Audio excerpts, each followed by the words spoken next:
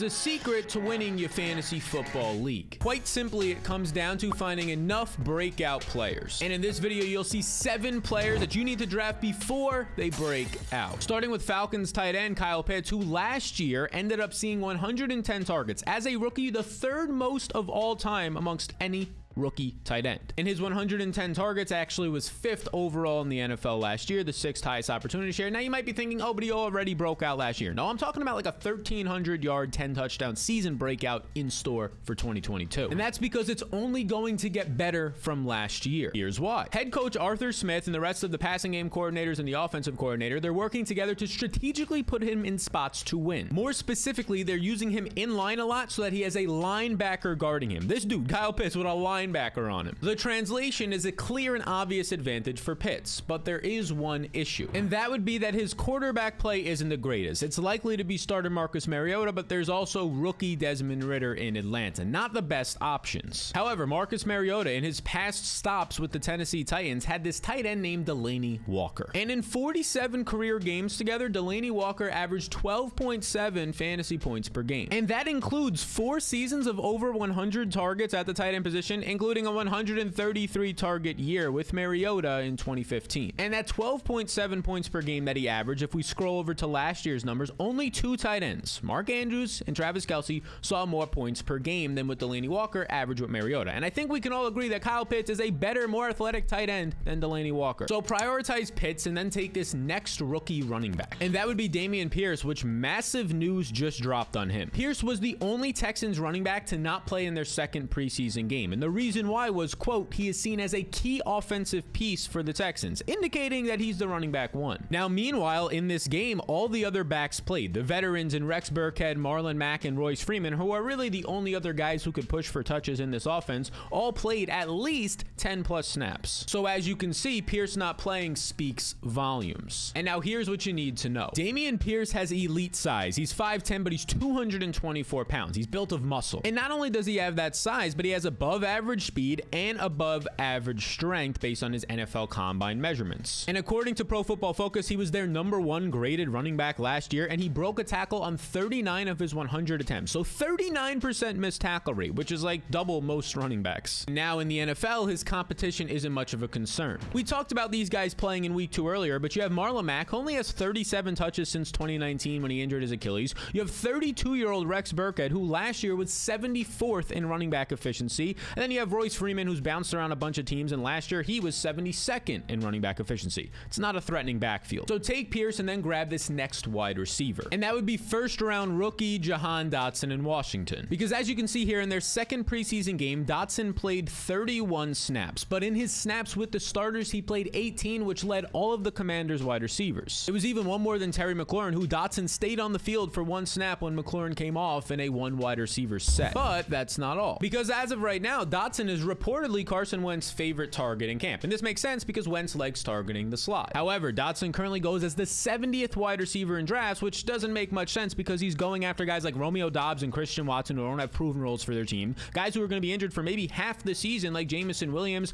and Odell Beckham Jr., who likely will not play football until the earliest December. Now here's what you need to know about Dotson. During his time at Penn State, he saw a 33% target share, which was top 4% of all time. And when you combined his size and his speed and the way that he wins downfield in both the slot and out wide, also contested catches at Penn State, he was fantastic there. He plays bigger than his actual size. He compares a lot to a guy that you probably know in Tyler Lockett. So draft Dotson and then take this next rookie wide receiver. And that would be George Pickens, who appears to already be the wide receiver 2 for the Steelers. In the 2nd preseason game, Deontay Johnson saw 25 snaps. He was the wide receiver 1, but then it was Pickens who saw 24 snaps, significantly more than Chase Claypool, who saw just 16 snaps and even less with the first-team offense. And here's the thing. Pickens is a better prospect than Claypool, and he was arguably the most athletic and maybe best overall wide receiver in this draft class, but he fell to the 2nd round because of injury concerns. Last spring, 2021, in March, he ended up tearing his ACL. And now check this out. At just 19 years old, in the SEC with Georgia, he didn't even get to play the beginning of the year as much, so he came on the 2nd half of the year. He goes for over 700 yards and 8 touchdowns. He broke out as a 19-year-old true freshman in the SEC. Meanwhile, Chase Claypool saw weaker competition at Notre Dame, and he did not have a season like that until his fourth and final year, where he barely cracked 1,000 yards. So George Pickens is special. He has a chance to be the wide receiver 1 in Pittsburgh. Prioritize him in drafts and then grab this next running back. And that would be the Washington Commanders rookie, Brian Robinson. Robinson actually started the second preseason game ahead of Antonio Gibson, seeing 3 more snaps than Gibson with the first team offense. Now here's why this is exciting news for you. Robinson currently goes in fantasy drafts as the 55th running back off the board. Meanwhile, Antonio Gibson is still going on average as a top 20 back as the 19th guy off the board. This gap is obviously far too wide for the recent news and what we're seeing in the preseason. Simply put, the Commanders have shown no faith in Gibson, and you can see for yourself. J.D. McKissick was about to sign with the Buffalo Bills until the Commanders got aggressive this offseason to re-sign him. And then about a month later, they took Brian Robinson in the 3rd round of the NFL draft. And you honestly can't blame them, because Antonio Gibson in college was sort of like this wide receiver running back hybrid, and he has ball security issues. He led all running backs last year with 6 fumbles. And then what does he do in the first preseason game this year? He fumbles. I mean, Antonio, come on. Now here's what you need to know about Robinson. Robinson has the elite size, around 224 pounds, 6'2", and he also has very good speed. So this rare combination of the size and speed with a 85th, top 15% of all time speed score at the NFL Combine. Plus he's battle tested. He played in the most harsh conditions that you can, the best shots every single week, because he played for Alabama. Everybody wanted to beat him. And when you factor in his receiving yards from last year, he actually had over 1,600 total yards. And Robinson made it a point entering his final year to improve as a receiver. And his efforts resulted in having a 35 reception season, which was 18 more receptions than he had his previous 4 college years combined. So draft Robinson and then acquire this next rookie before he breaks out. And that would be Colts rookie wide receiver Alec Pierce. And if you've been following my content this offseason, you know that I enjoy Paris Campbell, but for the first time all offseason, Alec Pierce ran ahead of Campbell in 2 wide receiver sets, which means we can rely a lot more on him seeing heavier snaps in his rookie year. And here's why that matters. Pierce currently goes as the 77th receiver off the board in drafts. However, Matt Ryan is his quarterback, and Matt Ryan, so far every year of his career, the number 2 pass catching option has always been a top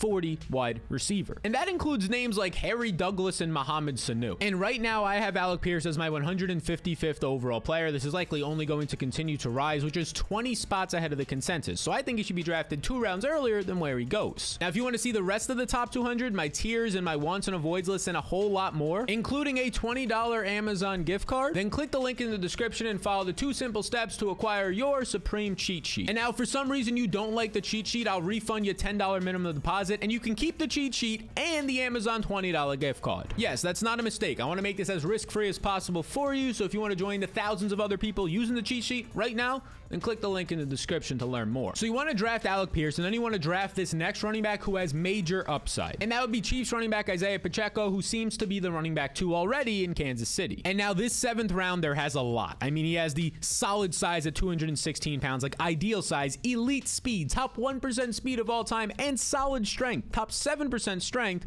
bench press at the combine of all time. So check out this developing story. According to PFF, Pacheco is the #1 graded Chiefs running back through the first 2 preseason games, and he's operated as the running back 2 in both games. The 7th round rookie has already passed up in just 3 weeks of camp 2 veterans in Jerick McKinnon and Ronald Jones. So the question becomes, what can he do as the season goes on? Can he have the chance to be the running back 1 in Kansas City and pass up this man in Clyde Edwards-Helaire, which would be obviously fantastic because running backs in the Chiefs offense with Patrick Mahomes average a weekly finish of top 10. So yes, Pacheco as the 59th running back off the board is still worth taking in your drafts. These are 7 players that you want to draft before they break out. But if you want to see the 10 players that are on the must draft list for 2022, then check out this lovely video right here. And you need to make sure you get the first player I talk about in that video. If you're not already, hit subscribe.